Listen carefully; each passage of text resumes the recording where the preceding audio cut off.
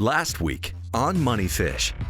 So the boat really unveiled at the Ocean City Tuna Tournament. We have a brand new crew. We have an 8-year-old boat that is very nice at this point. It's been completely redone, but it's got a lot of new parts on it. It's got new motors, new electronics that I just figured out how to turn on. And off we go 70 miles. Put the boat in gear, we're untying lines, and dock falls. We're putting out, we're going through the channel, and starboard motor dies. So here we are 10 minutes into the trip. We've got a guy that needs stitches and first aid attention. We've dropped the motor, leaving the inlet. Fortunately, we're able to pull it together and turn around. Off we went. If we got lucky enough to drive over the biggest one, we'd have been heroes. At the end of the day, we really sucked. The team is back for day 2 of the Ocean City Tuna Tournament. So day 2 is going to be a challenge for us. Day 1, you leave the boat. You're going back to, we had rented a house for the tournament just to keep the massive amount of gear that we had to bring. And you're returning calls, checking emails until 2 in the morning. By the way, you're getting up at 3. And then the next day, you come to find out you're going to be down 2 crewmen. Doc, who's running the cockpit, really, had an infection issue. It's kind of like, that one kid playing basketball that never gets picked, or he's picked last. I felt that guy. I felt like I'm being left out. And then Drew, had to go to town. It was his best friend's wedding. He wasn't going to miss it. A little bit different crew day 2. I'm going to have Josh running the cockpit, Hart and Chrissy up front, and I'm going to run the boat. And, fingers crossed. I was really excited when Chrissy agreed to come up and fish with us in the tournament, something she hadn't done before. I mean, Florida, there's no reason to run more than 40 miles unless you're going to the Bahamas. I mean, you drive over so many fish. It's not something you do. Personally, I've never done this kind of fishing. I think the farthest I've ever been offshore before is like 35 miles. So this was different. It was a long ride. So for her to make that run with us, be willing to try it, come up to, honor her father's memory, let's run the boat, let's launch this thing, and then do it again 3 days later at ICAST was special for us. He asked me if I wanted to come and do a tuna tournament. I've never caught a yellowfin or a blackfin or a big eye, so why not? And it's an excuse to get off the island for a little bit, even though I miss it already. But I've had a good time, good people, and day 1, not bad.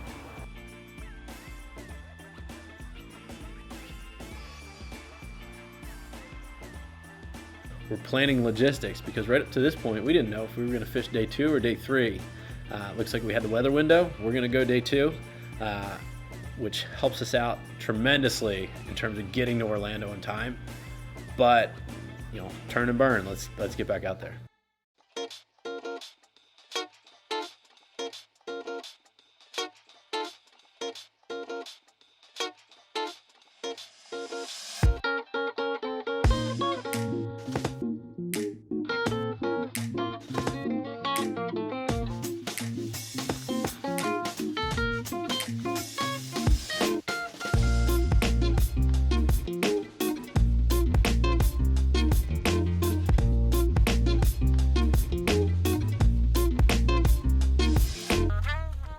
So one of the things that I just kind of pride myself on as an angler or person in business, whatever it is, I'm just very analytical. So I'm always trying to figure out a way to solve a problem. And our problem was really that the fish were really deep, right? So they're up feeding all night. And during the day, we're marking them and they're just way down there. There's no way they're going to come up and hit a ballyhoo. So that night I decided we were going to run a spoon. And we're going to run it on about a 4-pound trolling weight. And we're going to drop it down there and hopefully get it down 20, 15 feet lower. And it was just a little small spoon, like a little 6-inch trolling spoon, like my great-great-grandfather would have used. It's really a simple lure. But what it did was just get us a little bit of depth to our trolling spread. And, we pulled it around all day. And, it started to work as the sun got a little bit lower. We started creeping up on the end of the tournament.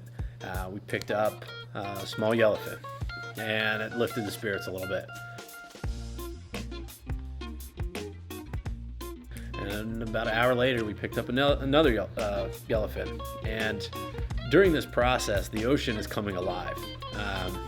The whales that were seen in pods of 4 or 5 all day are now up on the surface in schools of 100, and they're going bananas, and you just know it's about to happen. And each day, as the moon changes, that bite's creeping up a little bit. So the day before it was 5 o'clock or 4:30, and now you know what? It's coming up to lines out, but I think we got a shot.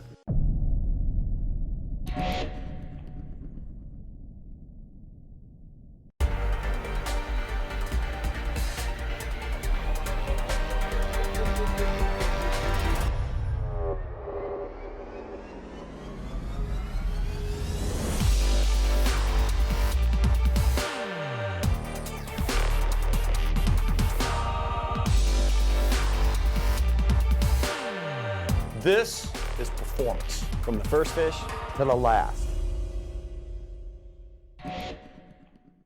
Introducing Threadlock from Seagar, an unprecedented new super braid. It's an ultra-strong 16-strand hollow core with unmatched abrasion resistance. And the future of braid doesn't stop there.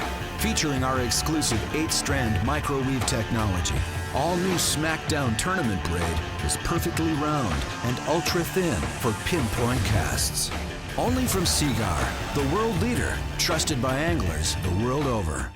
Shimano's SWX concept: power, rigidity, toughness, drag performance, and water resistance. Absolute power right here, baby! To give you retrieving power, strength, and durability. There he is. X-Shift, cranking power. On the Stella.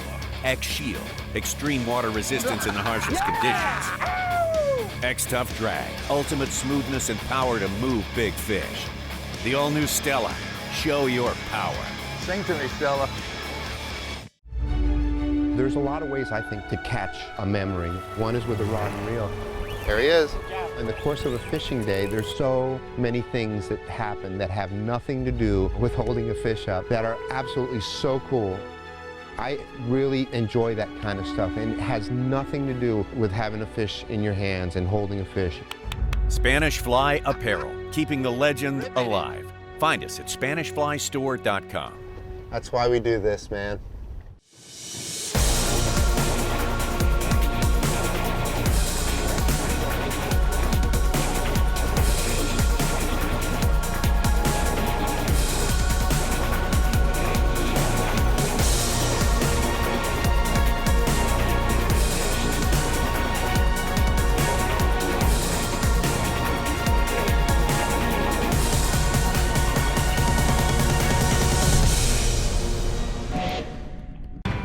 Welcome back to MoneyFish. The team has an exciting end to day 2. We're coming up on lines out. We've got about 15 minutes. And on the down spoon, which has been picking up small tuna, we get a bite.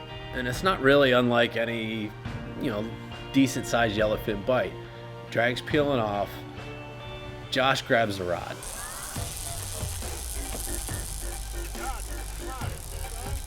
So I'm used to just sitting back, knowing what I have to do and step in and fill in the gaps.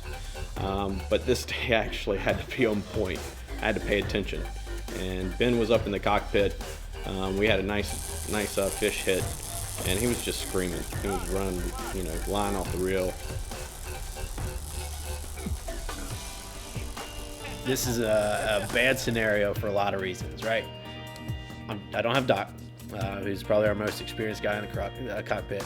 I don't have Drew, and my most experienced guy in the crew just grabbed the rod, which means we have 6 rods out. We're trolling. I'm in the tower, and we have Hart and Chrissy to clear lines. We started getting him in. Ben was coming down. People were scrambling. Once again, not everybody has been on a boat that much and really fished these tournaments. They've all fished in some capacity, but it was just a different level. Get down, get everything cleared. During the process, I'm pulling lines. Nobody's driving the boat. So the boat's in gear. We weren't the only ones that hooked up either. So I turn around, Josh is hooked up, Hart and Chrissy are just kind of watching, and I realize we're about to T-bone a 60-footer out in the middle of Washington Canyon. So I get on the wheel, hit it hard to the starboard side, Josh goes up the rail, and that's it. As we got to the point to getting the fish and turning the boat, and the fish came on. I mean, we had the fish we had fished for 2 days. $250,000, could have been a 260-pound big eye. It was definitely a big eye. I've seen it many times before. That was the bite we needed. It hit the wrong rod at the wrong time. We had the wrong guy grab it. I mean, there's just not much else that could have went wrong until I put the boat in gear to leave, and we had a spreader bar that got left out. And, things being what they are, the prop grabbed it and wrapped that sucker so tight around the prop that now we're down a motor. So at that point when we started turning, we had an outrigger. Basically it caught the prop. And at that point, what do? You cut off the motors. It didn't look pretty. So everybody's leaving, tournament's over. We've got one other boat out there that I almost just ran into, and we wrapped a prop. Trimmed it up. I hopped on the back of it. Hart grabbed me with the belt on, and we just unwound the whole prop and got it running again. Pull the motor up, and they sent Josh out on the point of this thing, and he just got to work. And by the time that I got back there, I hear him coming off the motor talking about some kind of redneck cowboy. He's sweating like a pig. He won't get in because we've been seeing hammerheads for an hour. Thankfully, got it unwrapped. At that point, you still don't know. I mean, did you screw something up? Do you have 3 motors for the way home? So we decided to just pack it up. I mean, we could have fished for another 2 hours had we had a lot of confidence in having all the motors, and we probably would have done great. And came back without winning a tournament, but with a full fish box. So us fishing these tournaments isn't really just about the teamwork and the camaraderie and the product testing and being authentic. It's about what we engage our consumers on, really on the dock. I mean, we're fishing around some of the best teams in the world, and they see that, and they know we're terrible, but they also know we're trying.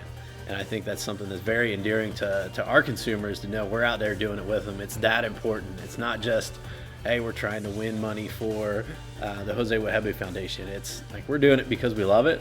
If we catch a big fish and happen to drive over it and by miracle get it on the boat and weigh it in, so be it. But we're doing it because we love it. We want to show the other guys that, hey, we're out here in the elements. We're fishing in a center console for a reason. We could chart our boat, but we're out here in the elements, in the sun, in the salt, in the rain, in the spray, really putting ourselves to the test, the product to the test, and I think it makes a big difference.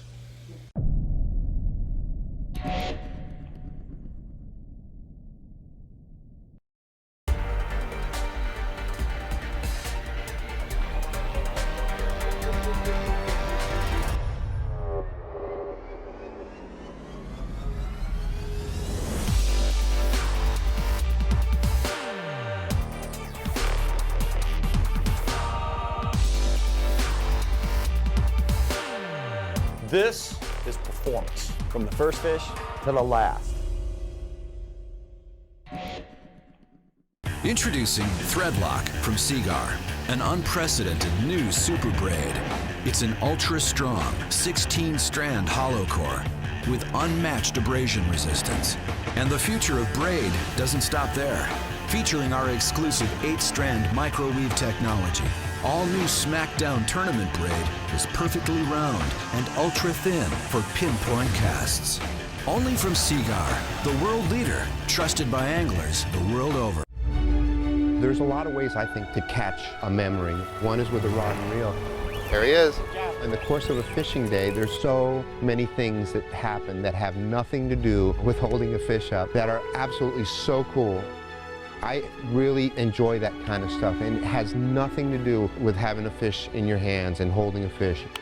Spanish Fly Apparel, keeping the legend alive. Find us at SpanishFlyStore.com. That's why we do this, man.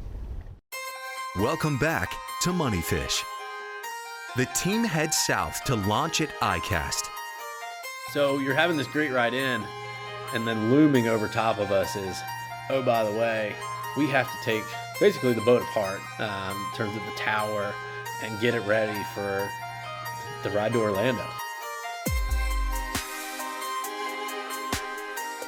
So after the Ocean City tournament, we had a show.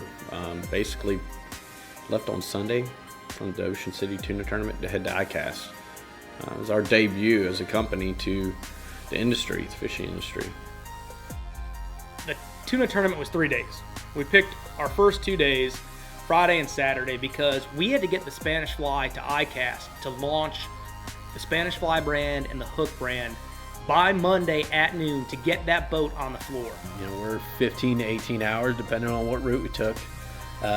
And we needed to be there to get that boat on the floor. If we were late, all the booths are going to be set up and you just can't get it in, and we were just out of luck. So all the things that we were going through to make this happen were in jeopardy if we didn't get there on time. We had a boat being pulled by Dooley. Then we had another truck pulling a travel trailer 36 foot long with our whole booth in it.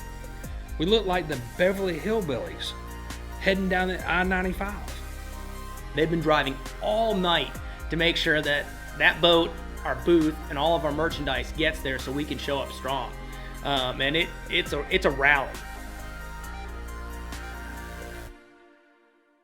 We get to Orlando, I want to say around 11:45. Had to be on the floor at 12. Did I say we don't do anything easy?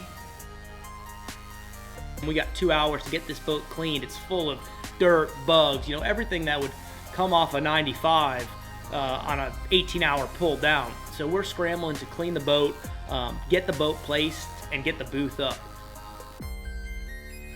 There's guys cleaning the boats. There's guys unpacking the trucks. There's guys setting up the booth. There's guys unpacking boxes, pulling mannequins, setting up TVs. I mean, this is a full-on production for what is a 7-man company. Pulling in there at the last minute, getting it on the floor, sign of relief, and then, hey, let's see what these samples look like, because a lot of them we opened for the first time on that floor, in that booth at ICAST.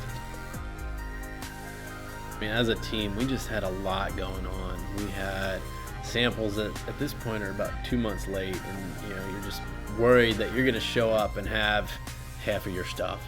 You know, we placed ourselves kind of in the penalty box by fishing the tuna tournament, and we had to get there in time. We're pulling trailers and big box trucks and just trying to get there. And there's just a lot of anxiety, I think, for anybody, but especially for me. It's, you know, this is kind of my brainchild and my great idea to fish the tournament and do ICAST and do it the way we were doing it. So there's just a lot of anxiety on me to just see it go well and just really have whatever vision was kind of hidden in my head to come to fruition and see it play out for everybody. A lot of excitement too. I mean, we're about to drop a press release on the industry that, in a way that's really exciting and a lot of people haven't seen before, where we're going to release you know, sponsorship announcement about Skeet Reese, Kevin Van Dam, Gerald Swindle, and Mark Davis, all about in a span of 2 days before ICAST, and really let the world know, or the fishing world know, that we're here and we're for real.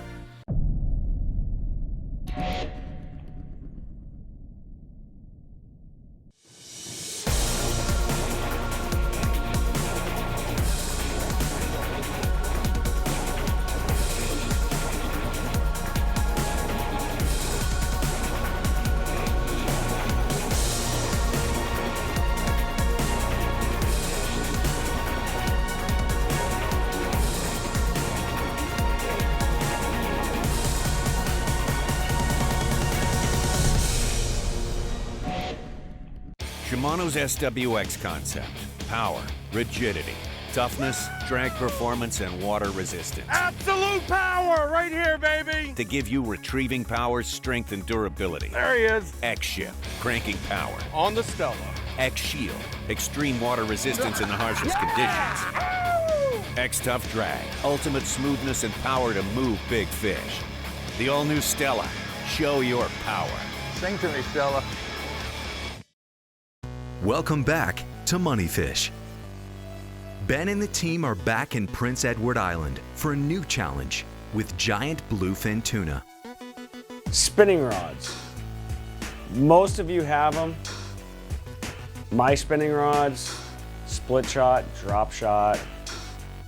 They're light line, finesse tackle. Somebody just decided, you know what? I want to catch a bluefin tuna spinning rod. Mr. Ben Werner. The president of Hook Gear, Ben Werner, is like, I want to catch a fish, a giant bluefin tuna on a Stella. And I'm like, oh yeah, cool, man, you're going to get it.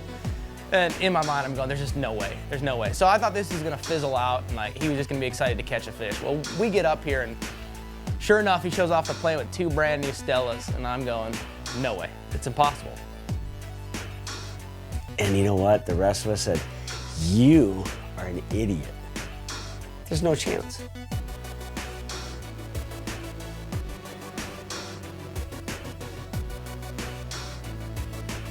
We're hearing about, hey, the hand feeding's on, hey, we're catching granders every trip. I mean, it was just off the chain coming up here, and so expectations are high, and you know, my level of anxiety coming up here and wanting to get one on a Stella, and especially a small Stella of 14,000, is really through the roof. And you know, landed in last night, get a text that says, hey, I'm not sure if we're fishing, and it's blowing 30 knots.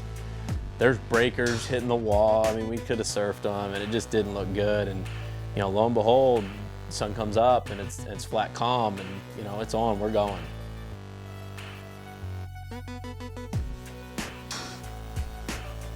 You know, I came on the boat with the rod unrigged and fully expecting I'm just going to hand it to the mate, and he's going to rig it up and hand me a tuna-ready setup. But at the end of the day, these guys don't fish with braid. And Jamie said it pretty bluntly, like, we crimp everything. So I hope you got a fancy fishing knot you're going to tie that on with if you're going to fish with it. And you know, that just added to the anxiety. Is the gear going to hold up? I thought it would. I was pretty confident. And then you add this extra shred of doubt, which is this knot. What knot are you going to tie? I mean, it's how do you tie a 100-pound braid to a 1,000-pound fish? It's a Stella 14,000. It's one of the things that we rig up for kind of our dummy-proof bait system on the back of the boat. We rig it on the flat lines, and we fish it with the bail open. And what that does, when a white marlin comes up, they take the bait. It's free. They can eat it. We don't have to be smart enough to hook them the correct way. We had these in-house. I wanted to try them out. So we brought up the 2 Stella 14,000s. We're fishing on a Shimano Teres 6.9 rod. It's rated up to 100-pound braid. And I can tell you, this thing had more power than I did. I mean, I gave it all I had, and I bent this thing all the way down to the gimbal, and it was fantastic. He rigs up his little 6.6 spinning rod, throws a bait out there, and one of these giant bluefin tuna eats it, and I'm like, all right, here we go. And this fish rolls over and takes the bait, and I just see the Stella go zzz. And I'm thinking in my mind, all right, well, it hasn't broken yet. We're 30 seconds into it, so maybe there's a shot at getting 3 or 4 minutes with it. I will say, after about 10 minutes, I'm thinking, maybe he's got a shot. We can get this fish to slow down a little bit, come on like a 45-degree angle, get him to run a few times and get back up on top of him, 45-degree angle. We'll get this fish. We don't want him straight down. We don't want the rod to break. But if we can keep him at a 45-degree angle, we'll get him.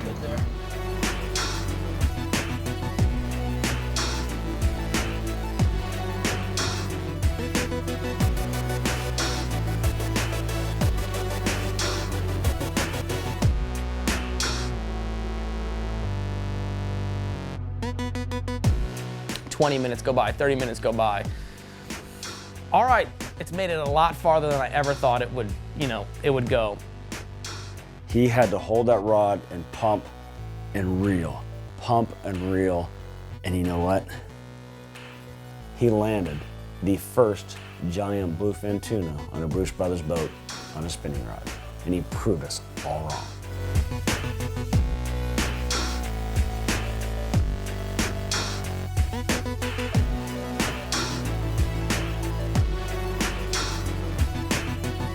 And no matter what, the guy's a machine. He's just going to crush it. Even if he had to die, he was either going to have a heart attack or catch that fish, one or the other. And I think it came down to, to that passion. I think that's what drives hook gear. The fact that no matter what we do and what we produce, it's going to be the best stuff out there, or we're going to die trying to build it. And I think that's where, our niche is, that we're going to change the industry and we're going to change the world and build the best product out there.